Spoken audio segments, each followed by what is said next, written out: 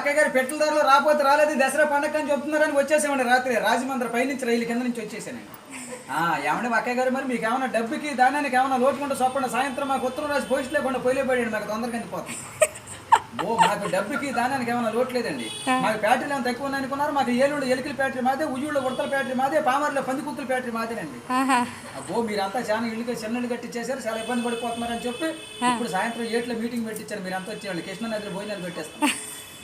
నేను చదువులో మాత్రం బాగా ప్యాస్ అయిపోయాను అక్కయ్య గారు. నాకు చదువు సంకల కడికి వచ్చేసింది, గుడింతల గుండ్ల వరకు వచ్చేసింది, పాటల వరకు వచ్చింది, ఇంగ్లీష్ ఇదిల వరకు పరిగెత్తింది. కాకపోతే చదువు నిన్న మధ్యాహ్నం కొంచెం చదువు ఎక్కువ సంతకం పెడతాం మర్చిపోయాను. జగన్ గారి దగ్గరికి వెళ్ళి రాత్రి ఉద్యోగం పడితే ఉద్యోగం ఉన్న సంతకం చేయవలసి వస్తున్నా, ఉద్యోగంలో నుంచి ఉద్యోగం ఇచ్చాడు. మాకు డబ్బుకి దానానికి ఏమైనా లోటు లేదండి. మాకు 700 బిల్డింగ్ ఉందండి. దాంట్లో ఏమి వచ్చి కట్టించానంటారు బిల్డింగ్కి, పింక్ అయితే పేలిపోతే, నాపర నలిగిపోతే, సిమెంట్ చితికిపోతే, తాటకైతే గలగలంటుందని మా అబద్ధాలు ఆపించారు. కొత్త కలప తయారు చేశారండి. ఏం కలప అంటారు, అది జిల్లేడు కలప.